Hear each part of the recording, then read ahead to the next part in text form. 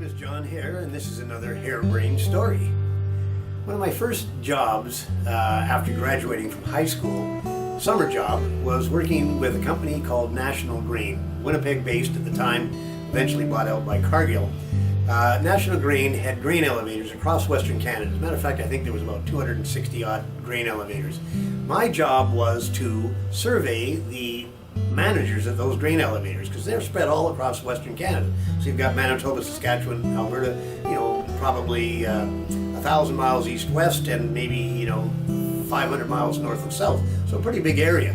And so what I was surveying these individual managers of these elevators for was, what are the crops looking like? As a matter of fact, you got to think back then. This is 55 years ago. There was no such thing as a handheld phone or anything like that. We were doing snail mail to do the survey. So I would send the mail out with the survey, the questionnaire. They would answer it back and send it back to me. And so I would get actually answers about how the crops are doing from all over Western Canada, which was kind of interesting.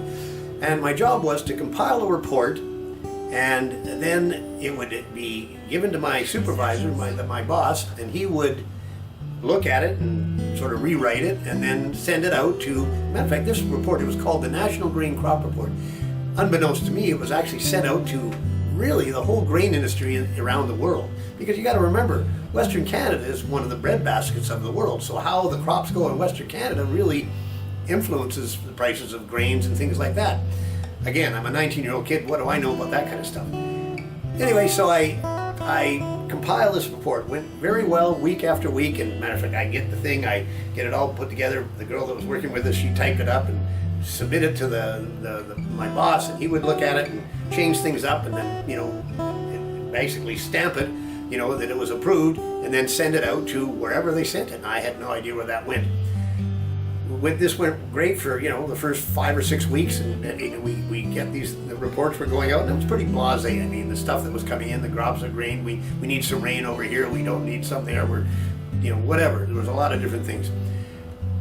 One week I sent out the survey, and in the survey you ask basic questions: how are the crops doing, that kind of thing. But they also, any special incidences, anything that's novel in your area. Well, so one week the comment section came in with weevils, which is some kind of bug that was in the grain, in different parts of the country. And when I'm looking at it, I'm seeing we have 267, elevators that are responding, and to me it looked like a whole lot of them had these weevils. So I put down, that there's some bugs in the crops. And now I put the whole thing together, but unfortunately this week my boss was away. I can't remember the reason why he was away, but there was something that was urgent that he couldn't be there. So now this has to be done and submitted every week, because it goes out, like I said, to the industry around the world. So I make my report. There's nobody to get it to check it, and I guess this weevil thing stood out to me.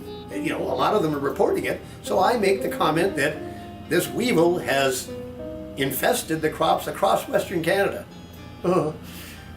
That didn't sound like a big deal from my perspective, but there was nobody to check it. Boom, stamp, goes out to whoever sent it out to wherever it goes out. Done. I think nothing of it. Now, so the season ends. I go back to school, and I go back to university.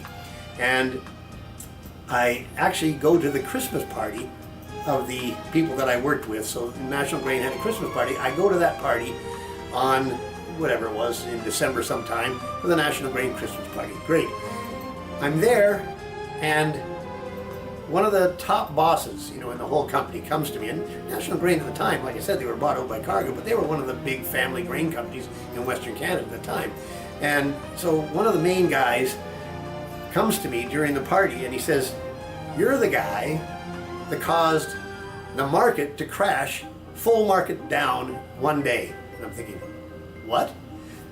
And I knew nothing about this, of course, but I guess what happened when that crop report went out, the world looked at it and said, Western Canada is being nailed by this weevil, and crashed the market for at least that day, maybe 1 or 2 days. And it can only go down so much each day, but I guess it crashed it a couple of days in a row.